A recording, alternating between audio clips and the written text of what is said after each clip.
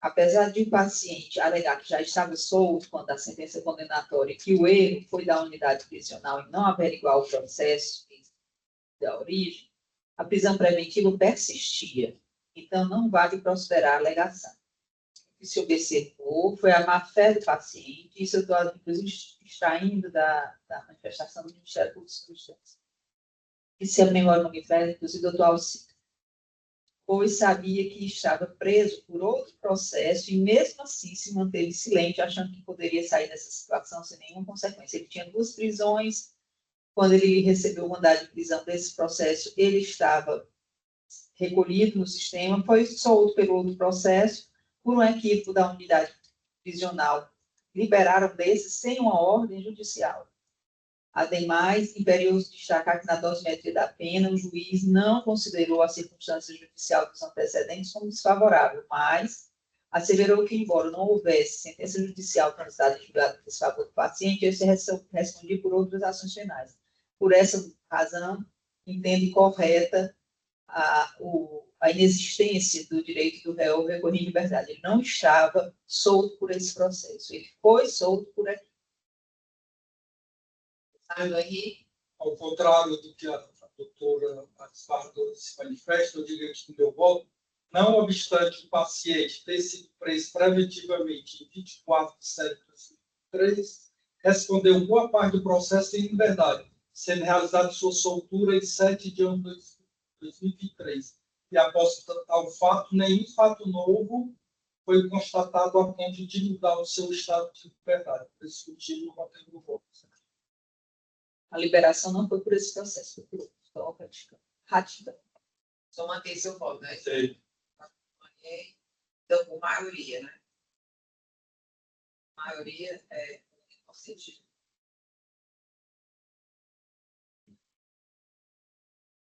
3.12, habeas corpus 06237 18 de 61 2025. Também na relatora do desembargador Henrique, falta da desembargadora Ângela.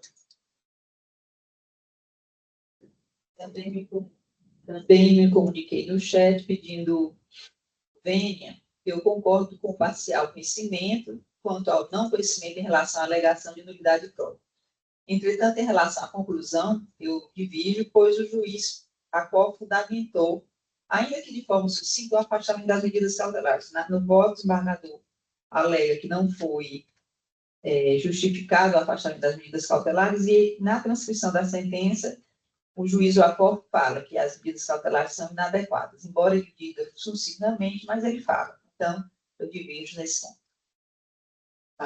Eu mantenho, porque a desembargadora é muito elegante. Ela disse tudo, foi sucinto, mas eu entendi não houve fundamentação nenhuma.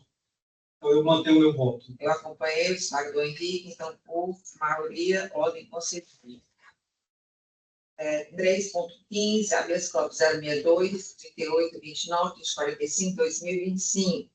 Relatoria do desembargador Henrique. Eu vou pedir vista. Perfeito.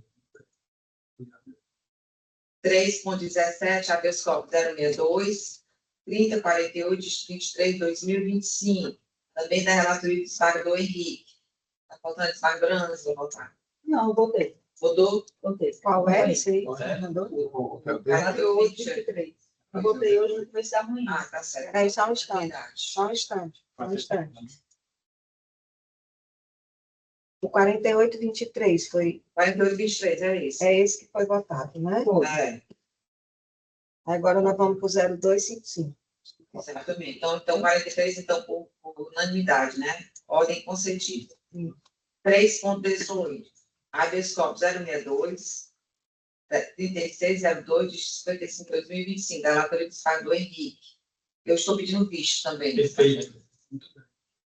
O desembargador Marcelo, estou pedindo visto. 3.25. Habeas corpus 062, 3767 de 05, 2025, também da relatoria do desembargador Henrique. Falta a desembargadora Ângela votar. Foi não, 062, 37, 67.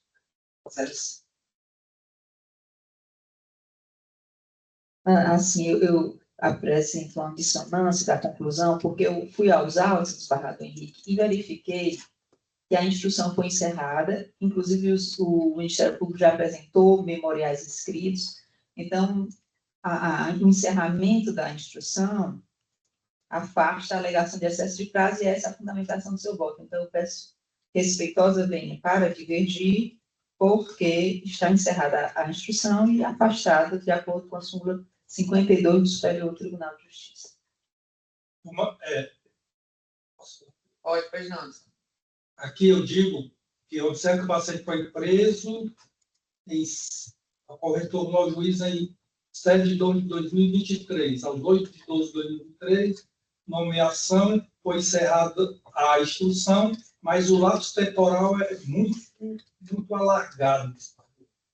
Eu, nesse sentido, mesmo com o encerramento, não, esse prazo aí não deixou de existir, então eu mantenho meu voto.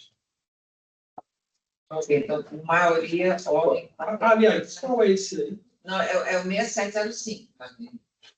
É esse? Perfeito. É isso.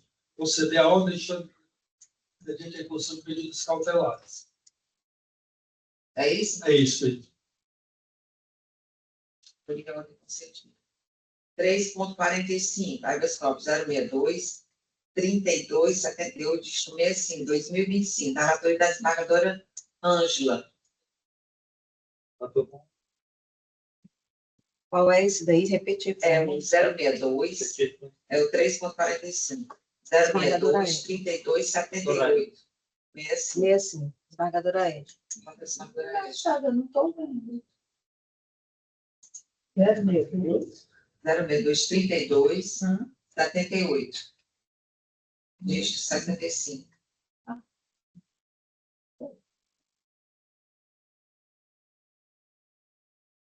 Voto da desembargadora Ângela.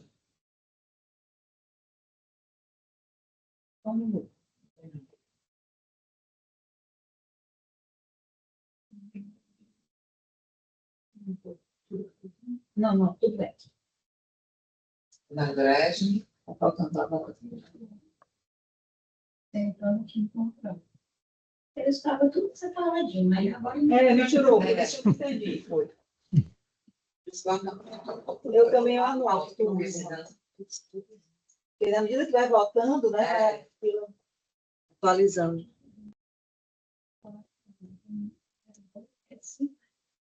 É o 7865.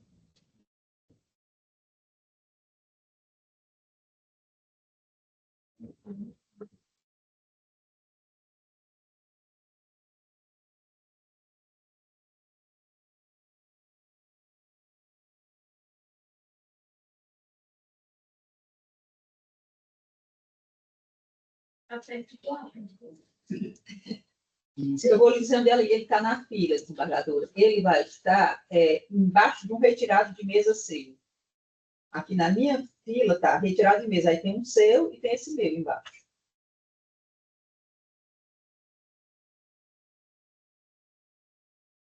Encontrou? não quer ser.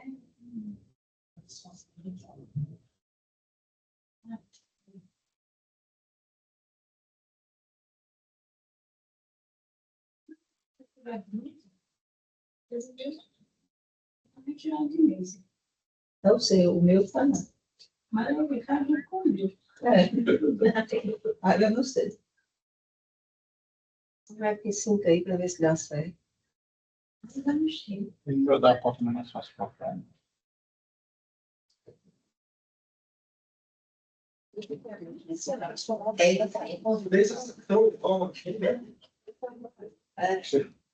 É porque quando ele liga, a temperatura está alta, ele liga o outro.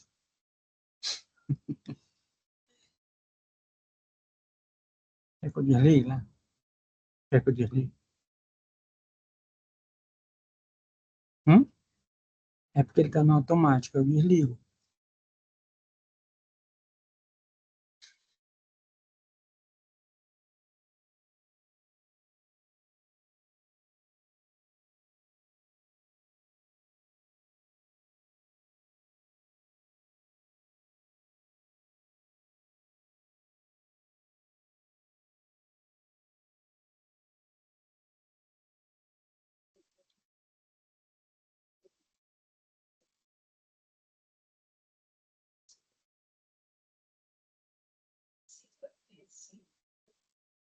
esse processo é quase igual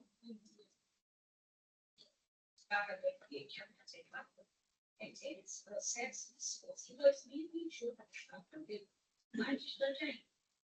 2021. Isso. Agora, em 2025, é que ele foi pronunciado, apresentou o requisito de frio e ficou parado. Abril desse ano, foi quando veio para o tribunal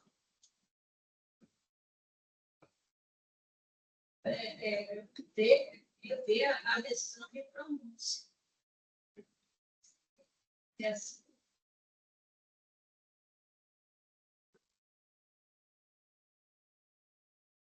Ele foi recebido, aprimorado, no dia 9 de janeiro de 2020, recebido no dia 10 de janeiro. O Ministério Público foi acionado várias vezes. Primeiro, antes do julgamento desse, a senhora disse que não havia nenhuma resposta do Ministério Público.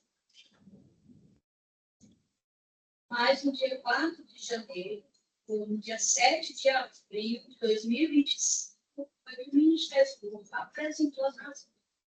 No dia 10 de janeiro, até o dia 7 de abril, esse processo ficou parado, esperando as outras razões do Ministério Público. Aí, é assim, mais confuso, porque no outro parágrafo, a senhora disse que foi devido ao processo foi devidamente desmembrado em relação ao apelante. Mas esse recurso, esse recurso é do correto. Então, Recurso é do correto. quando ele vai ser interligado, mas em agosto de 2025. Para mim, assim, se o recurso, se o RED fosse dele, ele já estaria com excesso de prazo. Está desde 2021, são 4 anos, aguardando a decisão do tribunal. Agora, se ainda vai ser ouvido em agosto, ali é tentado um excesso de prazo da armação da boca,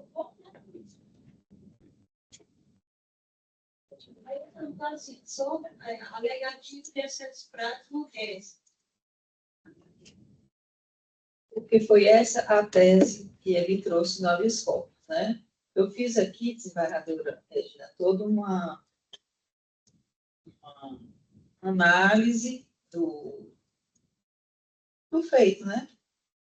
E eu estou vendo aqui que, na verdade, o recurso não é dos Correios, eu disse errado, é dele mesmo, do Isaac. E ele protocolou esse recurso no dia 9 de janeiro desse ano, e foi recebido no dia 10 de janeiro, no dia seguinte.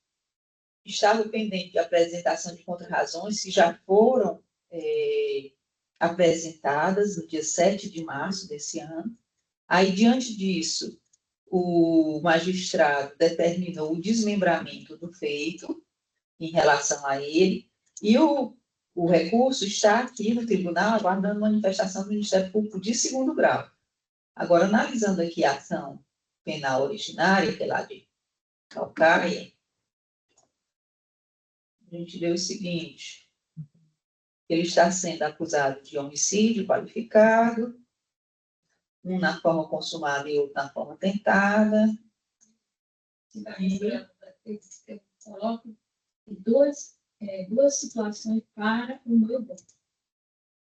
Se o processo, se nós pudermos agora julgar esse excesso de prazo do processo, então ele está com excesso de prazo Caso a senhora entenda que só agora, como o processo está na dependência do relator, eu acho que aí, então, Não conhecimento, porque não conhecimento. Não conhecimento do Não, mas acontece que quando ele fez o habeas corpus, desembargadora, o recurso de tipo ainda não havia chegado, entendeu? É uma questão de dias. Quando o habeas corpus foi impetrado e eu tenho que julgar de acordo com a impetração, o réis não tinha subido. Como eu estou olhando aqui na ação, é isso que eu estou vendo aqui. Que ele não conhece porque aconteceu isso.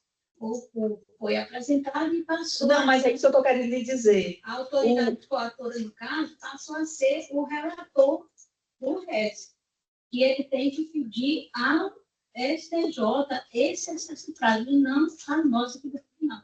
Porque agora quem é a autoridade coatora é o Tribunal de Justiça, através do relator. Eu estou entendendo seu ponto de vista. Por que eu não fiz isso?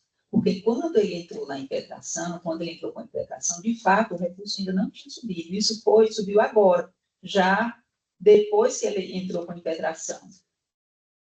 A senhora não pode denegar a ordem, porque a senhora não é mais a autoridade coatora. Não, o juiz, a senhora diz, né? Ele hoje não é mais, mas na hora da impetração ele era. Aí, como é que eu vou mudar uma situação que, no momento em que ele entrou, a autoridade impetrada era realmente o juiz lá de Calcaia? Essa mudança ocorreu dentro da entrada do habeas corpus e o julgamento, entendeu, desembargador?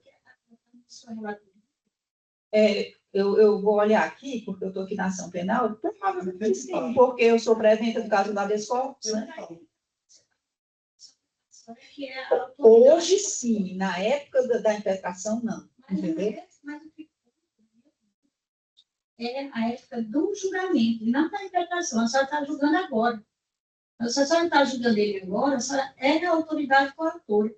Então, por ser a autoridade coatora, só quem pode liberar ele é o STJ. Eu concordo com Vossa Excelência. A questão aí, que eu estou divergindo, ou não compreendendo, é porque eu tenho que julgar dentro do que me foi dado. O que me foi dado pela impetração, pela impetrante, foi que havia um excesso de prazo na remessa do recurso interdistinto. Foi isso que ela me disse. Quando eu fui nos autos, o que eu vi? Que o Ministério Público apresentou as contrarrazões e o processo subiu agora, em abril. Hoje ele está comigo, mas na época da impetração ele não estava. Então, a autoridade coatora, ou dita coatora, era realmente o juiz. Então, a minha denegação não é em relação ao julgamento do réis, é a remessa do réis, que se a gente for ver aqui, ó, no pedido da impetração, que a doutora Daniele faz, ela diz o seguinte, ó.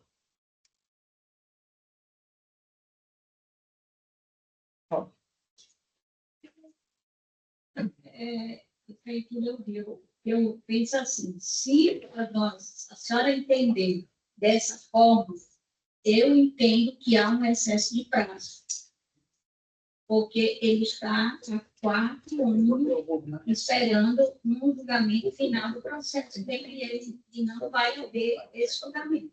Deixa eu só ver quando é que ele foi preso mesmo, no dia da prisão. A dona ensina essa parte aí. Já mandou você. Já que ele. Não, na verdade, não é prejudicado, é denegado, porque o ato dito coator deixou de existir. E foi a remessa. Quando deixa de existir, Passou a ser a quando deixa de existir, a gente não tem mais atuação, né? Mas a atuação do juiz, agora a atuação do tribunal. Eu como, assim, a senhora não, eu prefiro manter, porque, assim, nesse momento aqui do julgamento, eu prefiro confiar no que eu já analisei antes. Assim, se eu tivesse tido a chance, como a senhora colocou no chat, algumas coisas, eu tive tempo de reavaliar e de pensar e de verificar, mas agora eu me sinto mais confortável, vereadora Edna, de manter o meu posicionamento, porque o réis já subiu e não existe mais aquela necessidade de assim, a senhora está, de certa forma, prejudicando o direito do acusado. Porque se ele for recorrer para o STJ, ele vai ser que o STJ vai ser 063-271. que a tese já foi A tese foi de subida do réis, não foi de julgamento do réis. É isso que eu estou lhe dizendo. Se ele for recorrer para o STJ, o que é que o ministro vai dizer? Ele deixa de apreciar, tendo em vista que a tese de excesso de prazo já foi apreciada pelo Tribunal de Justiça. Mas é como a senhora já disse aqui algumas outras vezes, excesso de prazo é algo que pode ser revisto a qualquer tempo.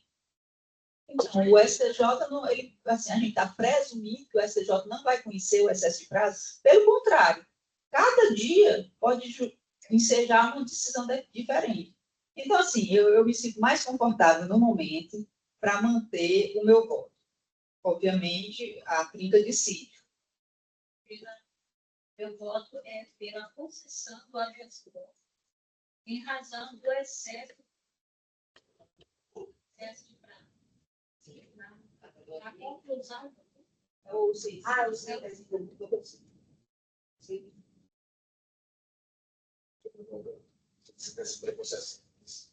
Era concessão para ele do excesso de prazo. Hoje o processo para a senhora é possível. Hoje o recurso está.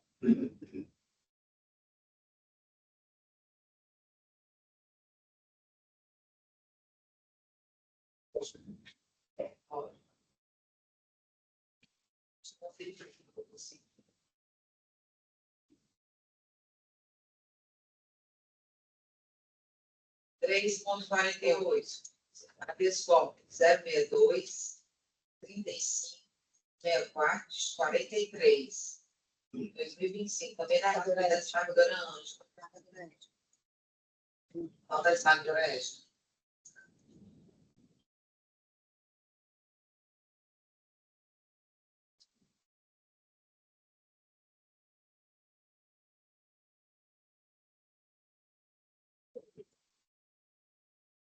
Quatro, 3, 48, 64, 43.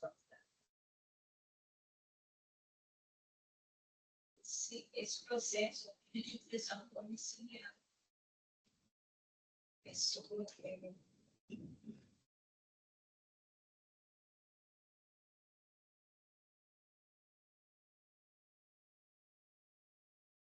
seu voto, a senhora disse que foi pedido não conhecimento desde que distribuição domiciliar,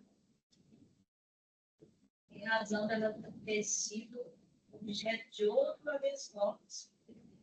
Exatamente. Então, mas eu gostaria de saber, só informar se a situação clínica do paciente é a mesma do primeiro pedido. Exatamente a mesma. É uma mera repetição. Ele não trouxe nenhum documento novo, nenhum fato diferente da infestação anterior. Por isso que eu reconheci a coisa de gato. Porque ele disse que teve perna amputada. Até o pé. Mas isso já existia na primeira infiltração. Já estava dessa forma?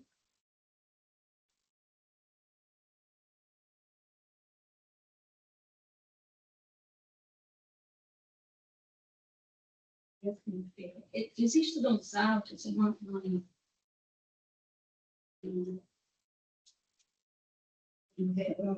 é propriamente um laudo, eu tive um atestado do médico lá da penitenciária dizendo que não é viável o tratamento dele no próprio estabelecimento prisional.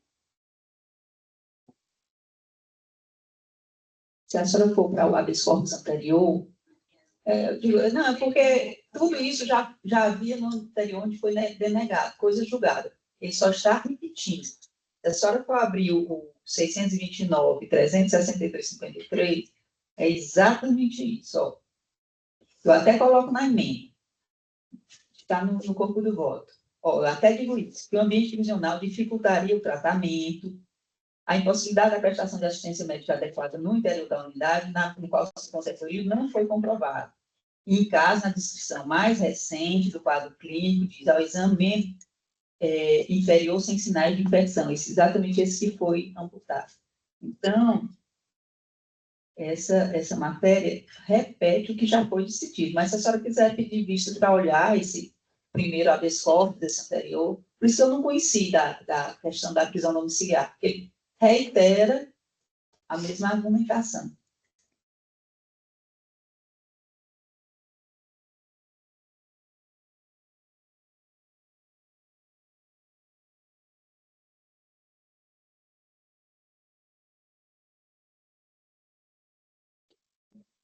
As partes da prisão domiciliar, que a senhora para esse fato, vou até concordar com você, já que existiu uma decisão.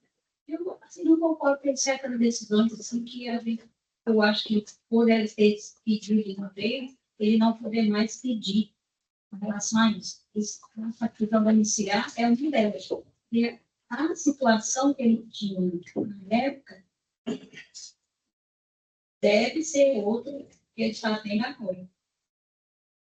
Que foi em 2020, né?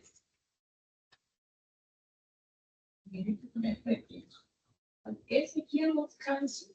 Ele está preso, aguardando um júri desde 2020. Inclusive, no habeas corpus anterior, ele junta as fotografias do membro anterior amputado. Eu fui acessar, se Vossa Excelência quiser até estar aqui. Não há nenhum fato novo em relação ao... Está vendo, Alcide? Mesma documentação, mesma gravidade. Em 2023, né? O outro habeas corpus. A questão é uma questão jurídica, né, de coisa julgada. Será que a gente pode estar revolvendo questões que já transitaram em julgado? Existem questões que podem ser avaliadas. Excesso de prazo é se houvesse um novo fato, uma situação, mas você está apresentando a mesma documentação que ele apresentou na impetração anterior, então eu entendo que não há mudança que possa fazer com que a gente mude de julgamento. Mas estou só prestando esses esclarecimentos para a senhora.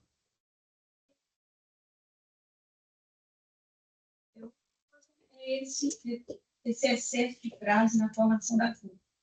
Isso é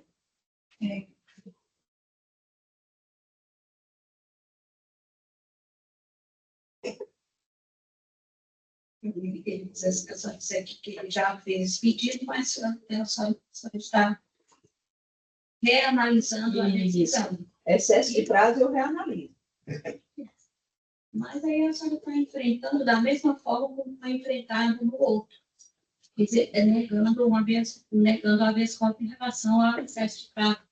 E aqui, no meu entendimento, só não é excesso de prazo. Pronto, então, olha, a excesso de prazo é como eu digo, eu sempre reavalio, porque o prazo, o tempo é uma coisa que não para, né? Então, a gente sempre reavalia. Em relação à prisão domiciliar, a documentação é idêntica a mim. Tem por que reavaliar. E em relação ao excesso de prazo, eu reanalisei e cheguei à mesma conclusão. E não é excesso. E não é excesso.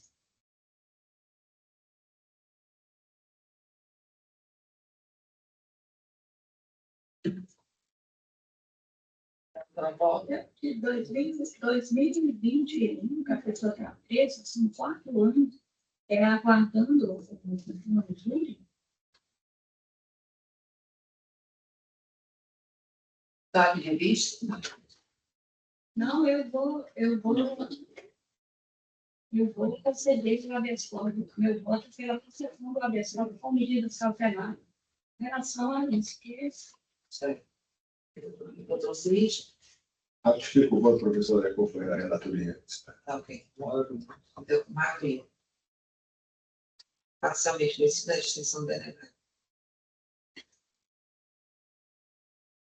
3.56, habeas corpus 062, 3864-05-2025. Relatoria do Cid. Estou no Amaral Neto. Falta Fica os dois lá.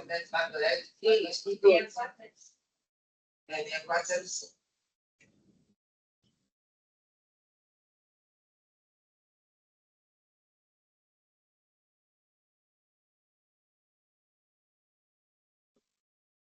Ai, hoje agora, né? Desembargador. tudo, né?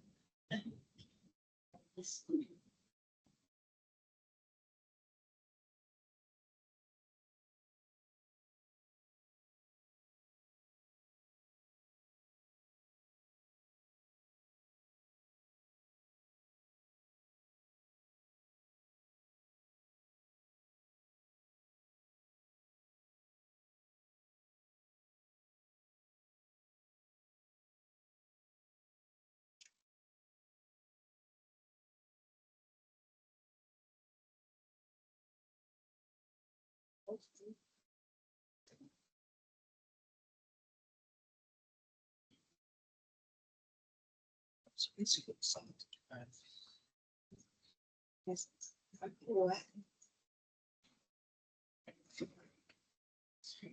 Eu acho que foi. Deixa eu fixar o que eu faço.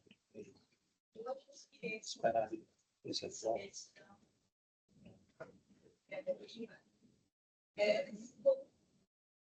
Bom, eu tenho muitas coisas, mas resumindo, ela não tem nada. Com relação a paciente, ela tinha querer sobre uma imagem que ele tinha, na dúvida da escola, ele mandou essa imagem como se fosse para fazer parte do cadastro. Cadastro integrante da organização criminosa. Tem a lei de informações relacionadas sobre a qualidade, padrinhos, funções, ganhada de grupo. A gente olha nesse página,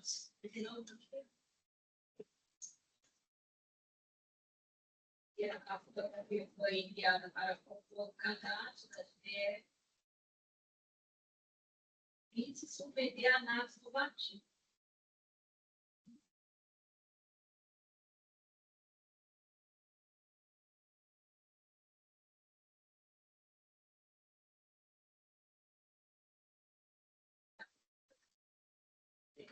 Sim, sim.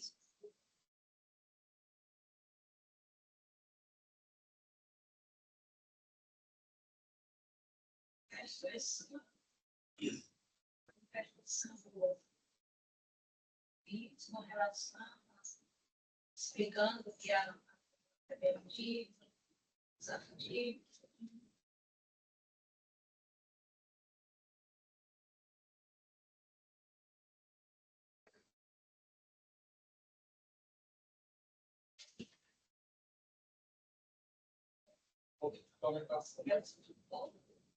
Não para se prender uma pessoa, ainda mais no caso de tentar e esse processo, dependendo da quantidade de pessoas que estão aqui, até 2030, não está.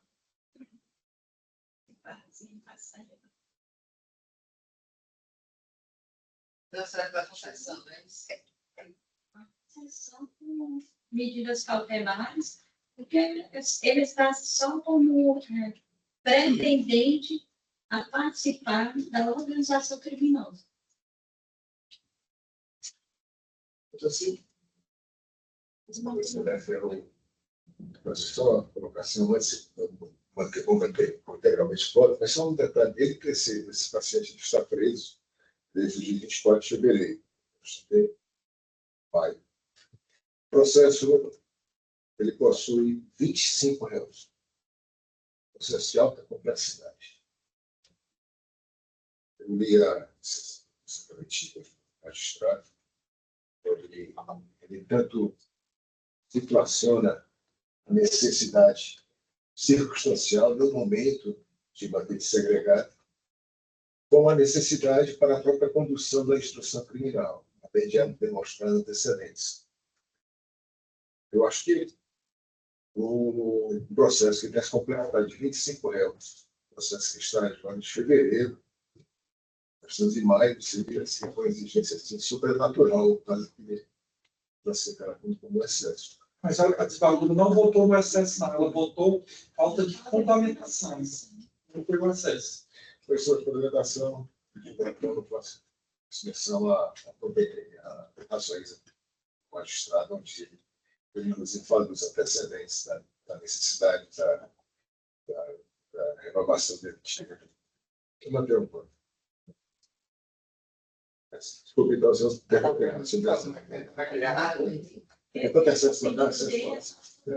Falta de fundamentação. Eu vou pedir melhor o regulativo. Pede para acompanhar a divergência inaugurada pela desembargadora no sentido de aplicar cautelar a diversão da prisão por esse fundamento de fundamentação em relação ao paciente. Só esse paciente aqui, no caso da norma do inferior. A turma, com maioria de votos, vencido o voto do relator, poder influenciar da pessoa para considerar a ordem, mediante a aplicação de medidas cautelares, tendo o voto divergente dessa desembargadora Maria Edna. Palavra o voto. 3.61, habeas corpus 062, 42, 98, 91, 2025. O voto do relator precisa de ordem conhecida e denegada, mas já tem o voto contrário, né, da desembargadora Edna. Esse é o Eu não vi 3.98. a desembargadora disse que voto contrário, mas eu não vi o voto. Não, eu só não quero. Ele não Eu não estou tossindo. teve a sustentação. Não teve a sustentação. Eu botou por ícone. 3.60. Não teve a sustentação dele. Ele também tem. esse que tem sustentação por 26,07. 26,07. Não teve a sustentação. Mas aí ficou para o debate agora, não é isso? Tem o meu também que ficou nessa mesma situação. É isso. É o critério constitucional também. É o 3807, meu é o 3807. É porque. Porque ia ter sustentação no outro, então não podia fazer assim.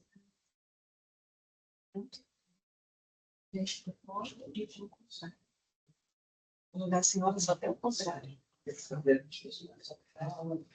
Ah, e no meu está só o contrário, né? Ah, entendi. É só continuar. Entendi.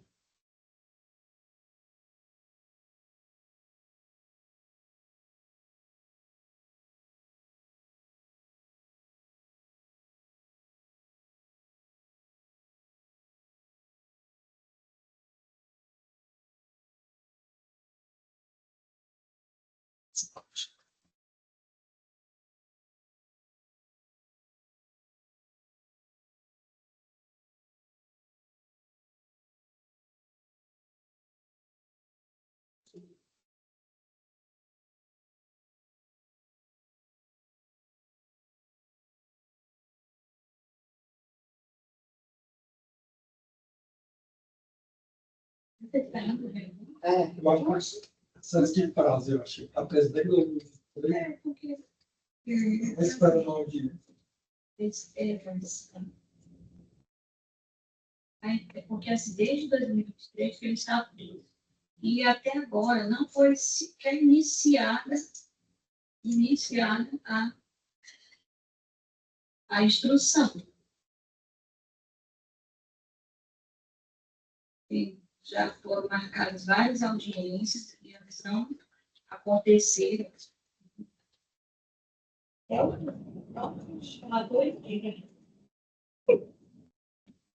Foi iniciada após a acusação foi em novembro de 2023.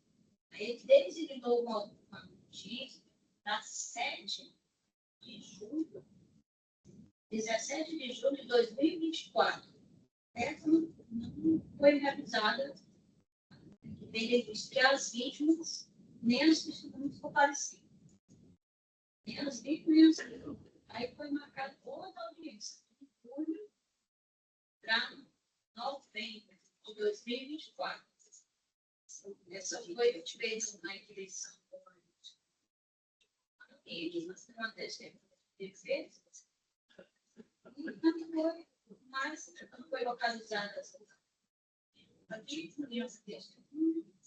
e foi para o Ministério Público para ele dizer se ele queria ou não continuar ouvir essas partes, essas testemunhas.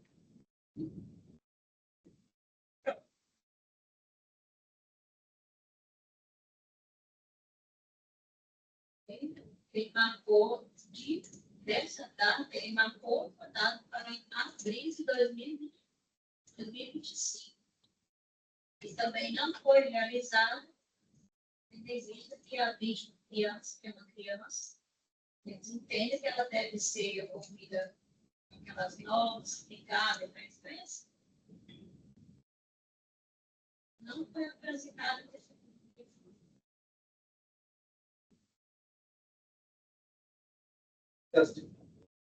Essa era a concessão da aplicação de tutelados, né? Isso vai ser de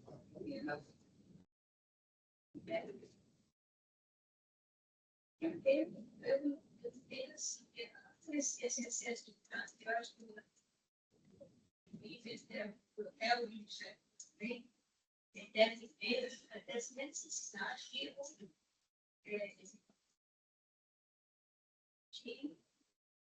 ouvir essas testemunhas mais rápido, para poder terminar.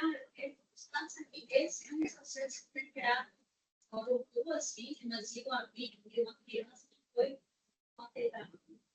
homicídio. Tentativa. A tentativa de homicídio, né? As pessoas, de certa forma, é uma coisa grave, mas você pode ficar desde 2023, 2 anos, esperando somente a ouvir a testemunha. A primeira fase do processo de defesa, citação, foi rápida, mas quando passou para ouvir a testemunha, 2 anos e ainda não acabou. Sim. Se deixa no sentido da negociação. Concessão. Essas eu vou manter o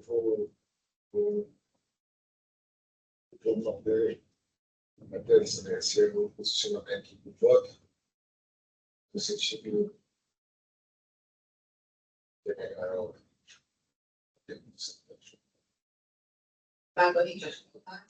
Não, estava aguardando a luz aqui da nossa desembargadora Edna, também do que vem, conforme já botei outros casos de situação semelhante.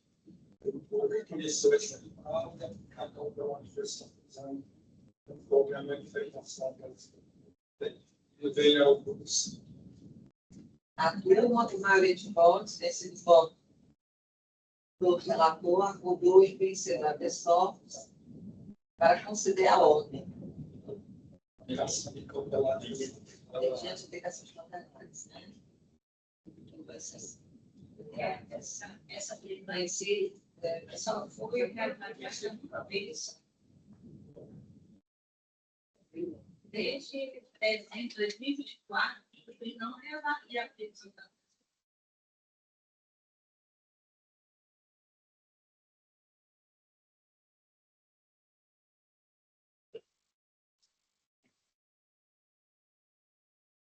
Três ponto 67, habeas corpus 062, 4165, dígito 49. Primeira relatoria do doutor Cid.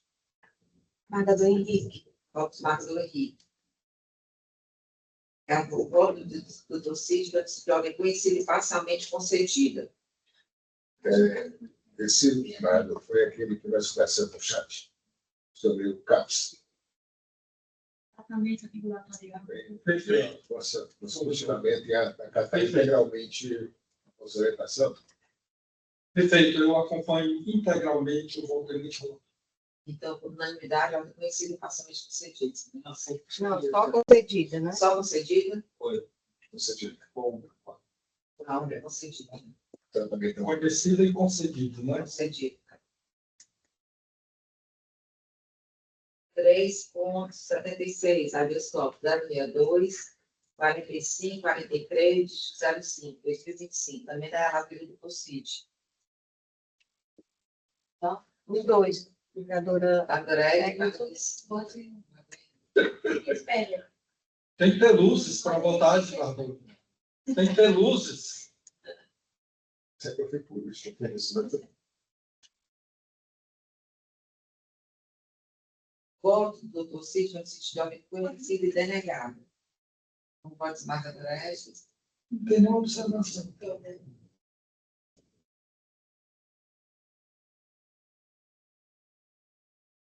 Eu não sei se tu excluiu. Alguém fez uma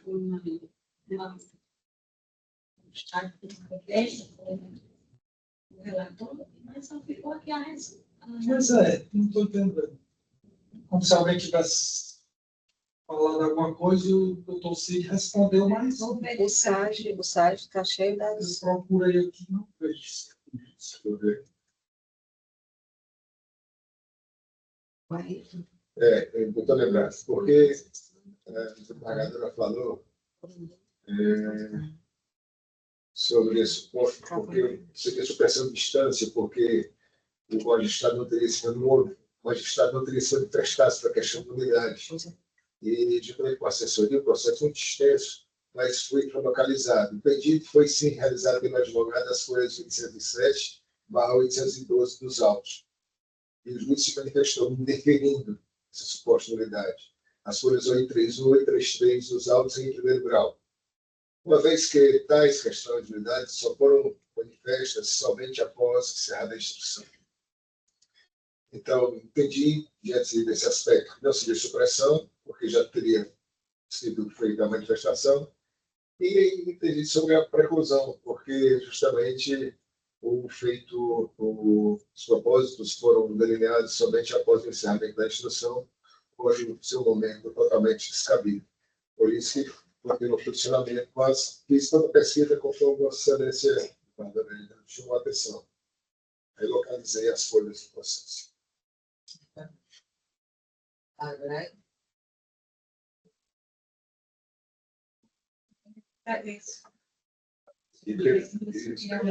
Na última sessão, Não.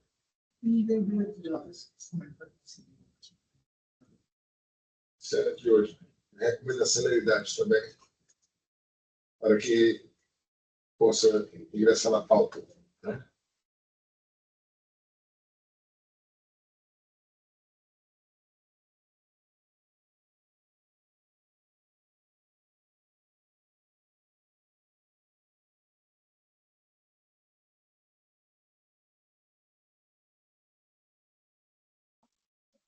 Esse Ministério Público. Seu voto termina aqui só na manifestação do Ministério Público, ele indeferimento. Não vem não. Essas coisas.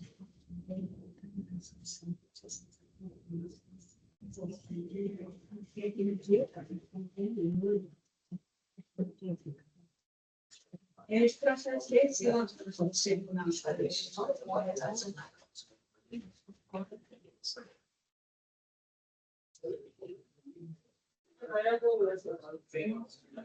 Vou acompanhando o relator.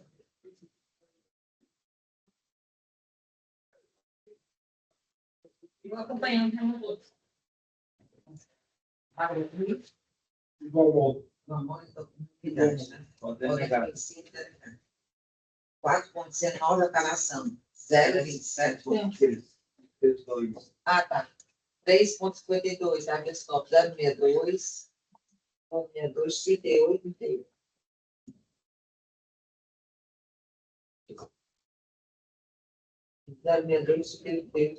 3807. 07. Da relatoria da desembargadora Ângela. Tem um voto contrário da desembargadora Edna. É habeas corpus? É habeas corpus.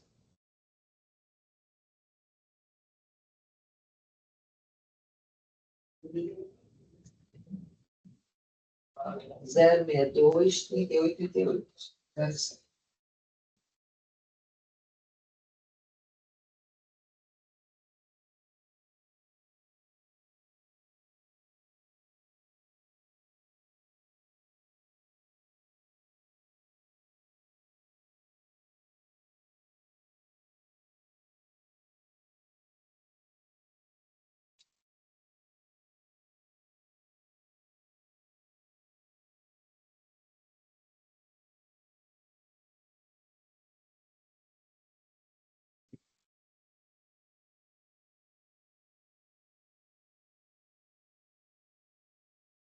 Processo forense.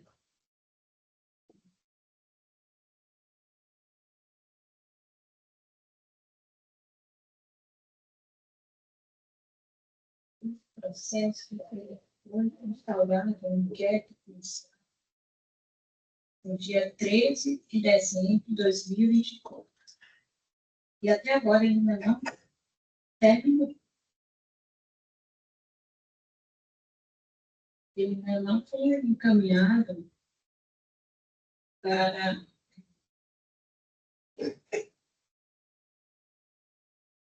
ele está há mais de 90 dias, né? 90 dias. De 90 dias sem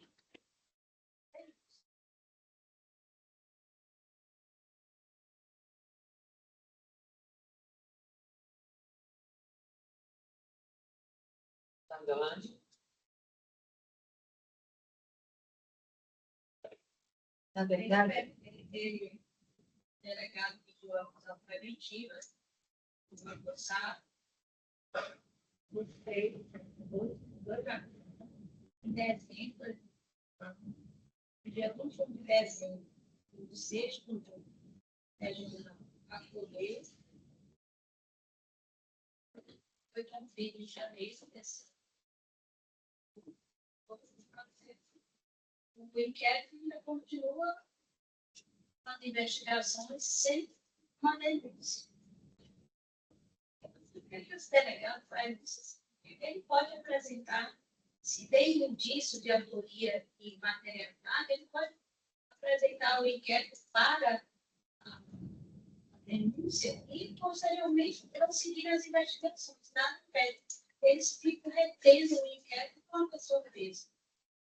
Eu acho isso uma ilegalidade incrível. Você está com o mês de janeiro, fevereiro, março, abril, maio, já estamos terminando com maio, sem uma denúncia. pois não, Feliz. Aqui é porque ocorreu algo fora realmente do previsível. O juiz da custódia, o advogado representou pela prisão preventiva, pela busca e apreensão e pela quebra de sigilos. E o juiz da custódia deferiu a prisão preventiva, ele foi preso e declarou da competência. Aí, nesse trâmite, realmente está havendo essa demora.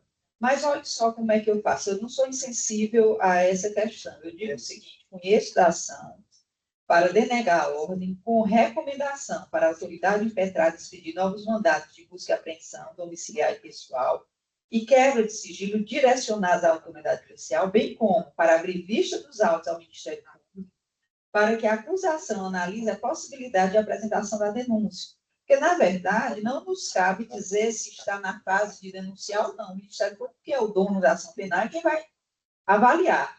Ainda que na pendência do cumprimento dessas medidas, mesmo que essas medidas ainda estejam pendentes de cumprimento pela autoridade policial, eu estou recomendando que o inquérito venha para o Ministério Público e ele diga se é caso de denunciar ou não.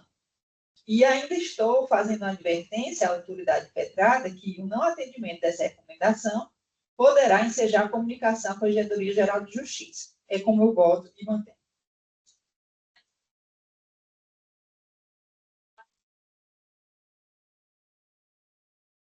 E há como direito à liberdade de o investigado, que ele é membro da DPE investigado. É o direito à liberdade dele de tentar toda coisa que está sendo atingido e esquecido pelo delegado e pelo Ministério Público. Então, o Ministério Público é que é até a denúncia do autor dessa investigação. Ele também, já que o juiz lá ele deve ter mandado essa coisa para algum lugar, se for no ato. Em algum lugar Foi para o juízo competente, né? Porque a custódia, ela agora só avalia realmente a questão do flagrante. Pior ainda, porque o juiz, o judiciário, é quem está tolhindo a liberdade dele. O acusado, o investigado, né? Por 4 meses que a pessoa está presa, esperando a definição de alguma coisa.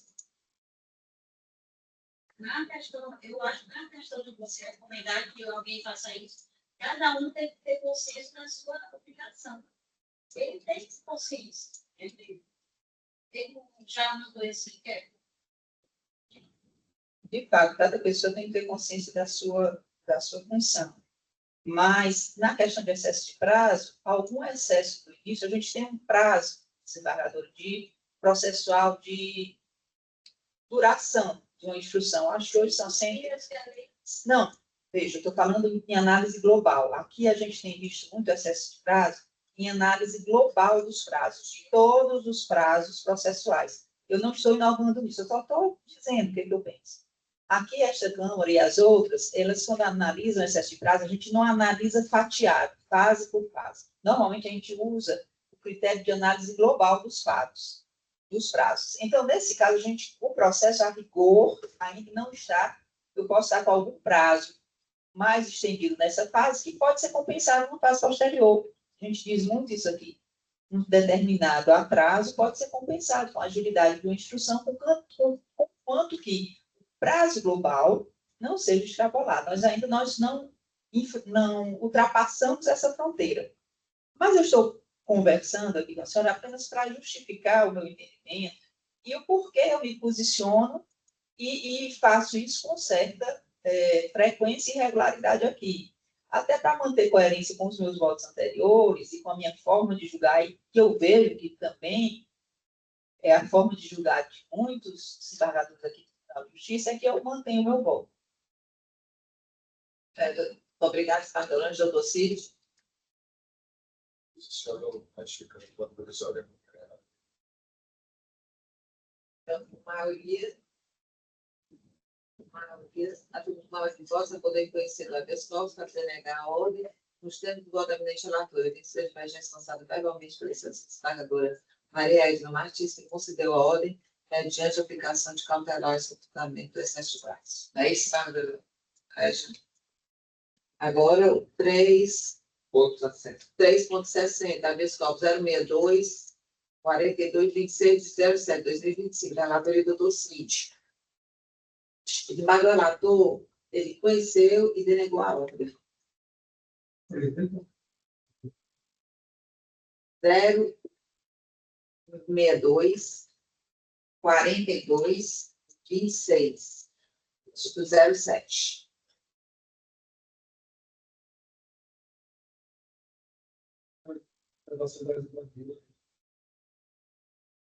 Falta o desembargador Henrique, né, nesse caso.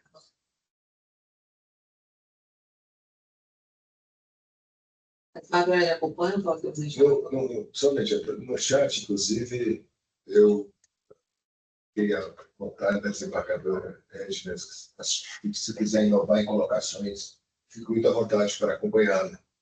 É um caso bem atípico. Sim, então o senhor Fico bem à vontade de ouvir. Eu já votei nesse. Eu já votei nesse. relator. Portanto, eu fiquei assim na dúvida. Foi diferente. Aí eu entendi assim, que essa minha dúvida seria em favor da sociedade. Ele está preso, ele tem problema cardiovascular e está preso, está com a monitoração eletrônica. Está em prisão domiciliar, domiciliar. E a tornozeleira, e o juiz já mandou trocar, inclusive, o tipo de tornozeleira, mandou produzir isso maior conforto, enfim, evitasse qualquer desgaste. Traço na perna, né, que é a tornozeleira, para causar feridas. Parece que o ícone fosse trocado lá. Não, tornozeleira, é a fita, né? A fita que segura a tornozeleira. Assim, ele estava cumprindo uma perna, fazendo, porque ele está assim, alguma coisa ele fez de errado, né? E eu entendi que nesse caso seria a favor da sociedade. Saiu uma luta dele. Já? Faltava ele. Isso aqui, Tem alguns. Eu adiro integralmente o votamento de relator. Tem alguns países aí que já estão usando só um aplicativo de celular, não precisa Para evitar isso. para evitar isso. Eles alegam constrangimento. Então, coloca o aplicativo no celular, mas da Europa já estão utilizando. E eles monitoram e tipo, se tem um aplicativo, sabe onde ele andou, deixou de andar. Adiro integralmente o voto do eminente relator. Não, por unanimidade, né? A ordem tem sido denegada. 4.19, relação 027, 78, 83, 57, 2024, relatório de desvaga do Henrique. Falta desembargadora Ângela votar. O voto do desembargador Henrique é no sentido de recurso provido. Eu estou aqui com alguns. Esse é o 29? É o 19. 419, é o 8357.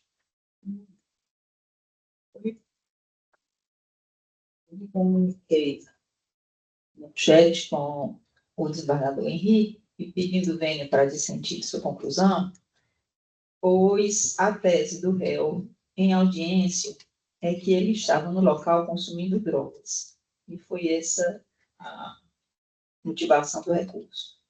Duas das testemunhas, no caso Emerson e Leandro, foram firmes em dizer que o réu estava no local típico de tráfico, bastante conhecido pelos policiais, que, ao ver a composição se aproximando, correu e dispensou um saco com as drogas. No caso, eram 3 tipos: cocaína na forma pétrea, crack, maconha e a cocaína mesmo, em pó.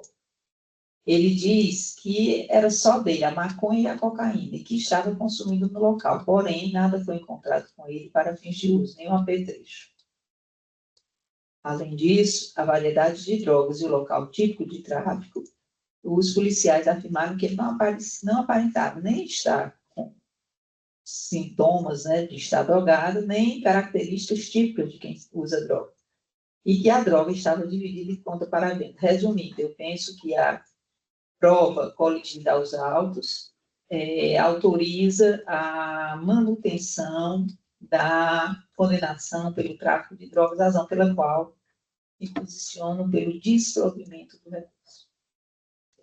Eu, sem delongas, presidente, eu mantenho meu voto aqui, eu não estou nem absorvendo, estou desclassificando, faço bem a ínfima quantidade de droga, 2 gramas, 4 gramas, e eu mantenho meu voto nesse sentido, em desclassificação. Obrigada. Eu já tinha acompanhado, né? Então, por maioria. Em seguida, a relação 00-12-298-2017, da relatoria também do desembargador Henrique. No chat, desembargador Henrique, a desembargadora Ângela tinha colocado uma mensagem para o senhor. Desembargador Henrique, não seria o caso de aplicar a fração de 1/8 do intervalo do preceito secundário para cada vetor negativado? Presidente, esse aqui eu não deu tempo para me dar uma examinada, então vou pedir vista para que não faça essa Vista. informação aí da Confesso que não olhei essa Tá certo. Está falando lá. manifestação da desembargadora, eu vou examinar melhor. É o 200. É o 4.25, a relação 0, é o É que aqui já 200. aparece 29, mas É no nosso, né? Roteiro é 29 e aqui é 29. Isso aí, né? Fiz concedíssima. 4.28 é a apelação 0200 452 de 48, 2022. Também da relatoria do Estado do Henrique. eu acho que essa acabei votando. Eu acho que voltou. Votou, 41. né? Eu votei. Já votou, né? Então, unanimidade, por 5. 4.38. Apelação 00 24 010 29 2024. Também da relatoria do Estado do Henrique. A doutora Ana de voto, né? Votou? Não. Esse que Aqui, o desembargador Henrique considerou a legalidade da prova, mas, ao final, aplicou o tráfico privilegiado. Eu peço vênia para dissentir da minha análise da prova. No caso, a quantidade de droga apreendida foram 20 quilos de maconha no contexto de tráfico interestadual, pois a paciente foi encontrada com uma mala com a droga no aeroporto de Fortaleza, e o que me chamou foi o valor da droga apreendida, que foi calculado pelo termo de retenção da Receita Federal no valor de R$760 mil. Então, eu acho que, na minha forma de entender, não é que eu esteja usando a quantidade para afastar o tráfico privilegiado, é porque eu entendo que quem trafica nesse modus operandi, através de aeroporto, com esse valor, demonstra uma habitualidade delitiva. Na minha forma de pensar, ninguém trafica R$760 mil num avião se não tiver. Não se trata, então, de uma situação de um marinheiro de primeira viagem, um traficante fortuito. Essa é a minha avaliação da prova. Então, eu peço venha para dissentir da aplicação do tráfico privilegiado nessa situação. Além do que a própria paciente, em interrogatório, ela é do sul do país, ela disse que tinha um processo lá em Paraná ou em Santa Catarina, já tinha tido um processo anterior. É isso dito por ela quando foi interrogada. Então, eu peço venha para dissentir dessa aplicação do tráfico privilegiado. Tá bem? Obrigado, presidente. Talvez sem delongas, a quantidade de droga não é um peixe de aplicação do tráfico privilegiado. Inclusive, todos nós sabemos que foi aplicado tráfico privilegiado pelo Supremo com a pressão de 1 tonelada. Foi bem exagerado, mas isso aí não posso deduzir pela quantidade aqui, que não é aplicado com habitualidade. Então, penso bem na desembargadora e mantenho meu voto.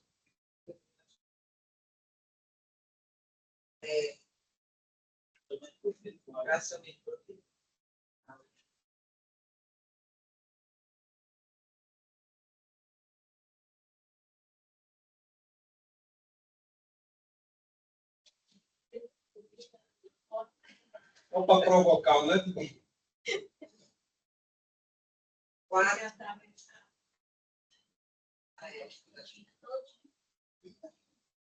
Quatro ponto 64. pode ser 60, né?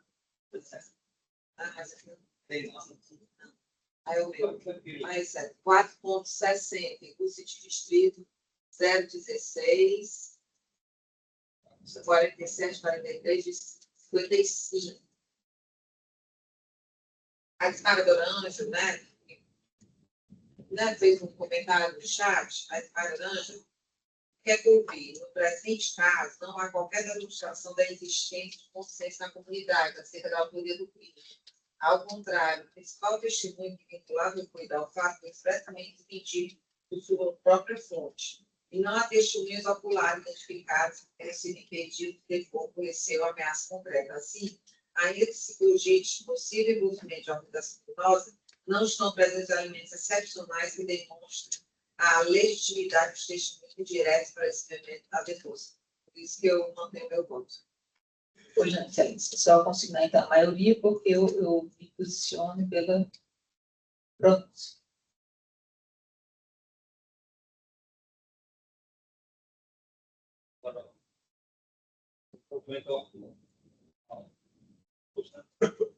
É na Não, não.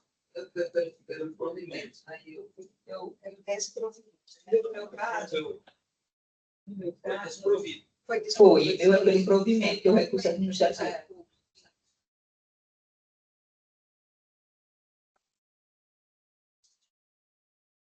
é, 14 751 de 73, 2025, relator da Segurança, Tereza do Carneiro Chaves.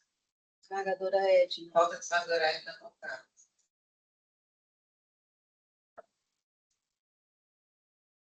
Esmagadora Ângela votou no sentido de recurso conhecido e desprovido. Recurso administrativo.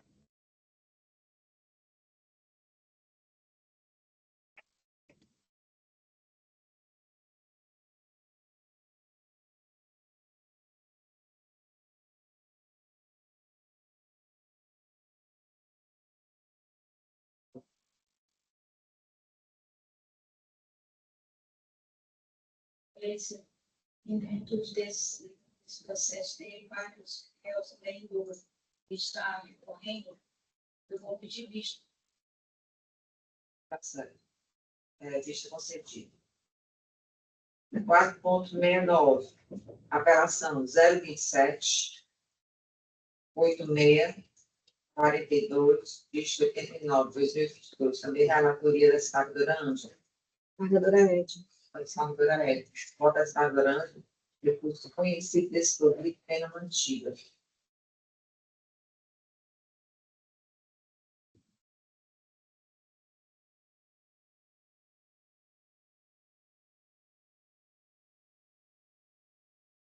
Esse, a professora tinha se comunicado no chat pela aplicação da NPP.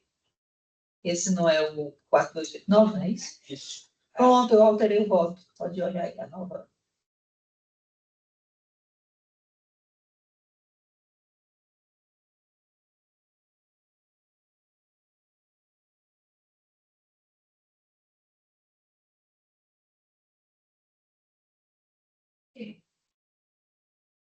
Eu acompanho um pouco também. Compreendo. Então, por unanimidade, recurso conhecido, desprovido, pena mantida. 4.75. Relação 023, 21, 75, de 81, 2024. Também na relatoria da Esmagadora Ângela. Esse não tem jeito. Bota com aberto. Eu vou comigo. Então, vai.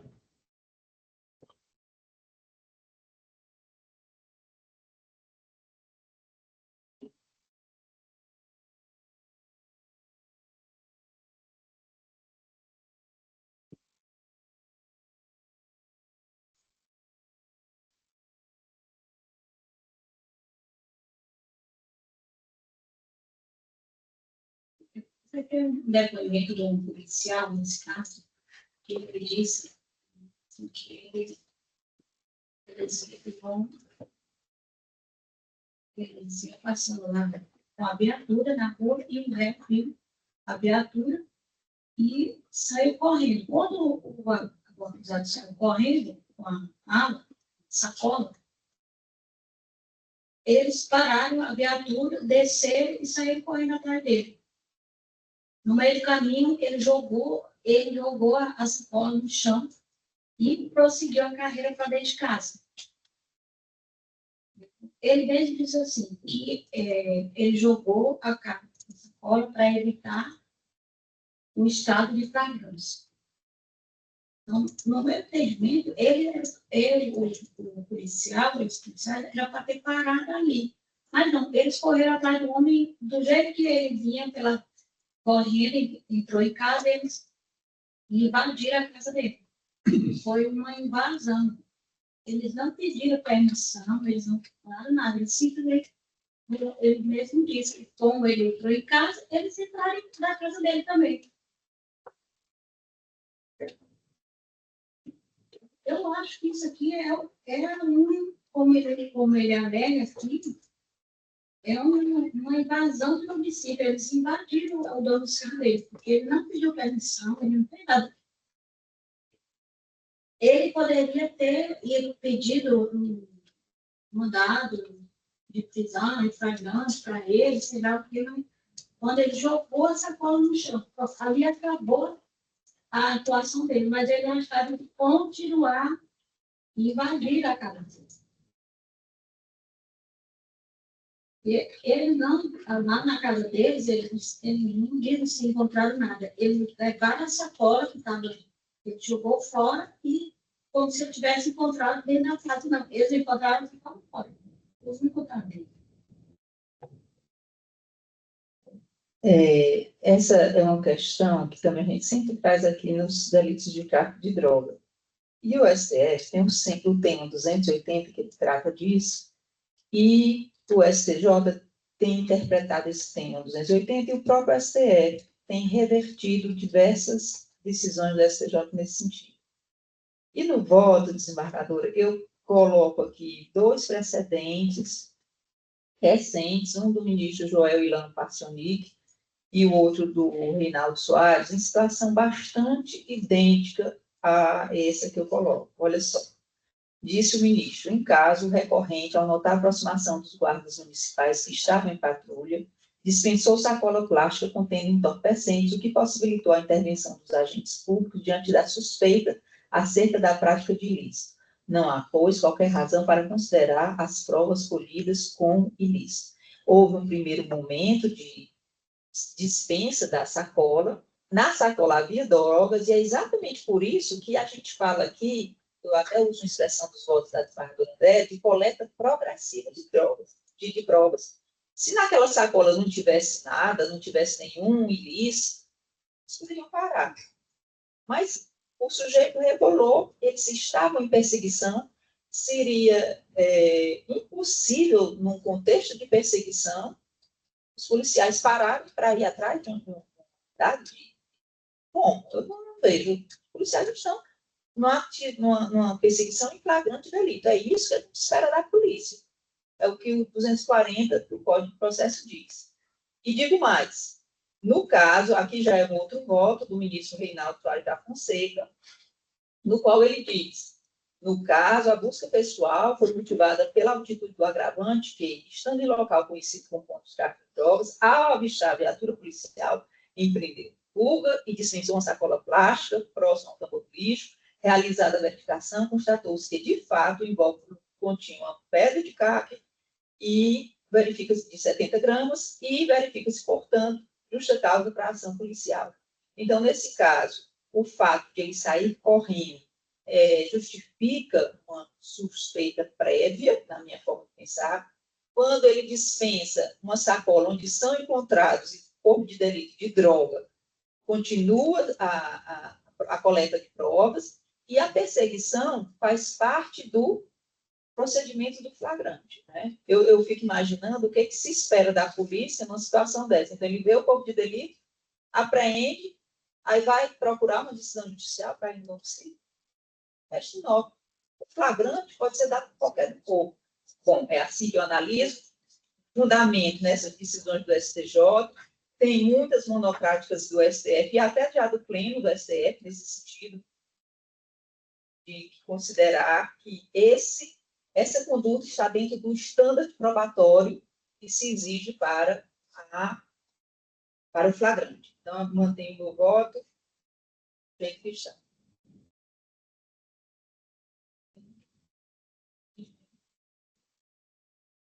Houve a estudo da prova da invasão do domicílio. Não foi por ele ter pego a sacola, ele teve prosseguido na investigação. Foi a invasão, do jeito que ele invadiu. Sem disso, acusado, e assim ele disse que realmente ele viu, chegou até onde ele estava, foi até o corredor, até a passeio, e invadiu a casa da pessoa. O STF eu estou aqui com a decisão do dia 15 de abril, bem recente, do ministro relator André Mendonça, em que ele disse que o seguinte: a abordagem pessoal é legítima quando baseada em dada suspeita, conforme previsto no artigo 244 do Código de Processo, sendo admissível, no caso concreto, diante da atitude suspeita do réu, que empreendeu fuga ao avistar os policiais. E ele prossegue, que é essa parte da invasão do domicílio. A entrada no domicílio sem mandado judicial foi justificada por fundadas razões baseadas na fuga do agravante e indícios concretos do tráfico, conforme assentado pelas instâncias antecedentes. Alcançar conclusão diversa demandaria o reexamen de probatório cabelo na via de estreito da pessoa. Decisão do ministro André Mendonça, como eu disse, do dia 15 de abril de 2025, em agravo regimental em habeas corpus. Então, assim, tenho que a minha decisão está dentro do que o STF tem decidido sobre o assunto. É isso.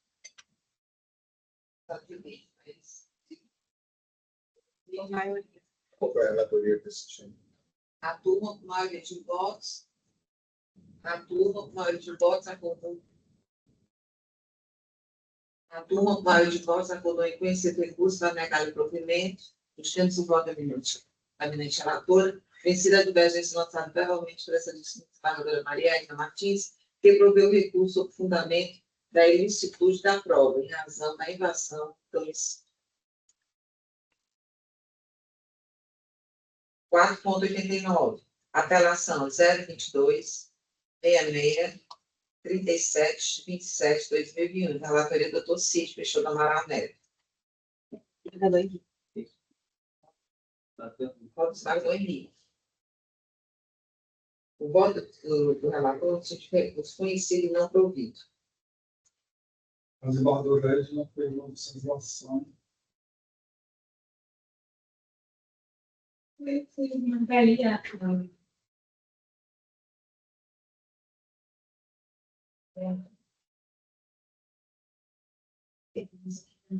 Ele acompanhou. Eu acompanhei porque ele disse que era incabível a aplicação do princípio quando a pessoa tem passado de gerações anteriores por crime da mesma natureza.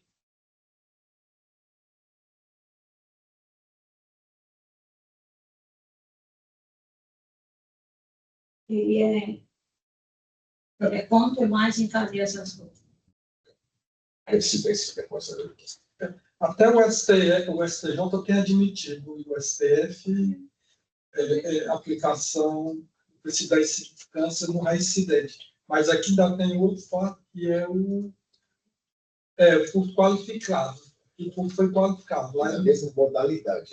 Qualificado. E o STJ e o STF, mesmo com reincidência, tem aceito isso, mas não no qualificado, muito simples. Então, eu adiro também integralmente o voto da minha relatora. Então, por unanimidade, recurso conhecido. Por unanimidade, recurso conhecido e não provido.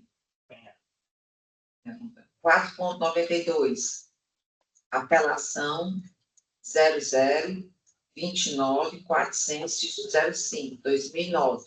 Também da relatoria do Dr. Cid. Voto do desembargador Henrique. O voto do relator, se tiver recurso conhecido e não provido.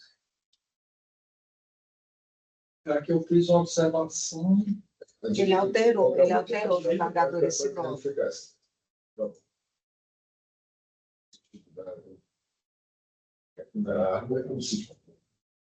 Perfeito. Aí, no caso, Como ouvir, vai ter que ler, porque é enorme o voto. Perfeito. Eu adiro integralmente o voto da minha relatora. Mas ele não Não, então fica recurso. Como é que fica, Dr. Cid? Recurso parcialmente conhecido e na parte conhecida desprovida, reconhecido de ofício anulizado a restrição quanto ao crime de esparta. Parcialmente conhecido e na parte conhecida desprovida. Encerramos. Desejam falar algo, colegas? Agora, guardou o CIC, porque com remessa do que está aqui, com remessa nos autos ao lixo competente. Não tem isso. Acrescentar na pasta metária? Não, recurso, lá não do quarto, dispositivo e teste, recurso parcialmente conhecido, na pasta fornecida desprovido, reconhecida de oficialidade da decisão quanto ao crime de disparo de arma de fogo com dos aos serviços competentes. Na parte do voto, é uma situação com melhor explanação. Pode chegar.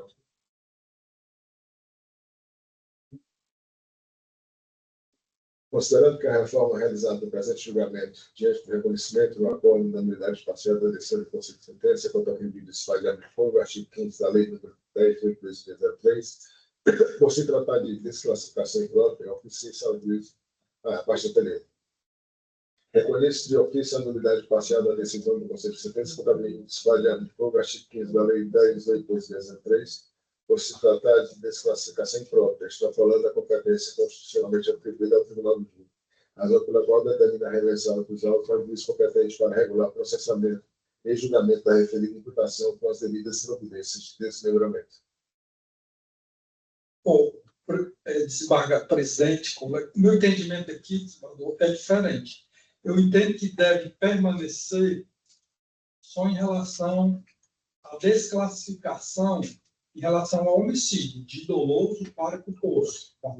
Eu não tenho. Como? A gente não tem acesso, eu não sei. Vou explicar rapidamente, Cardal. Houve um júri, homicídio doloso.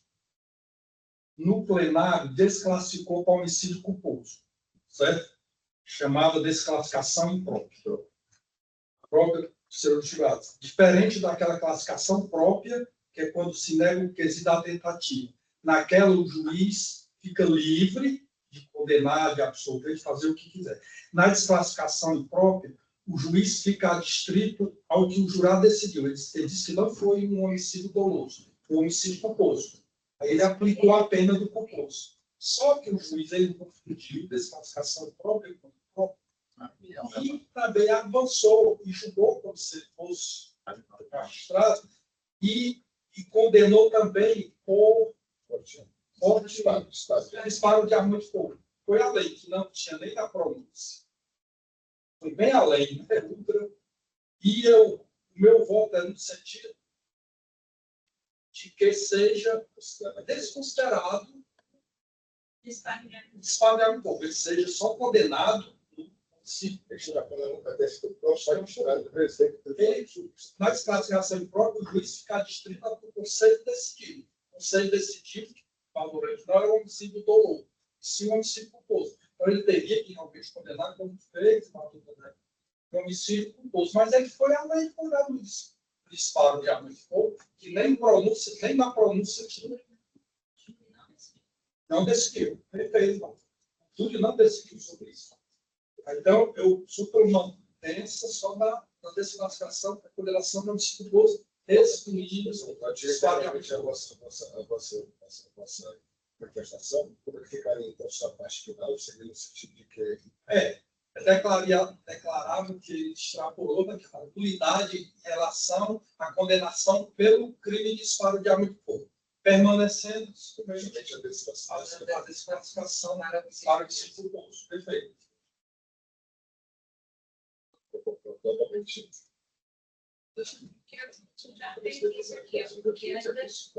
Deve ser reconhecida a unidade parcial. É só fazer um ajuste aí e eliminar lá a pena, né? Não esquecer da eliminação do que disparo de arma de fogo. eu acho que aquele voto posso mais deixar autorizado aqui para cá.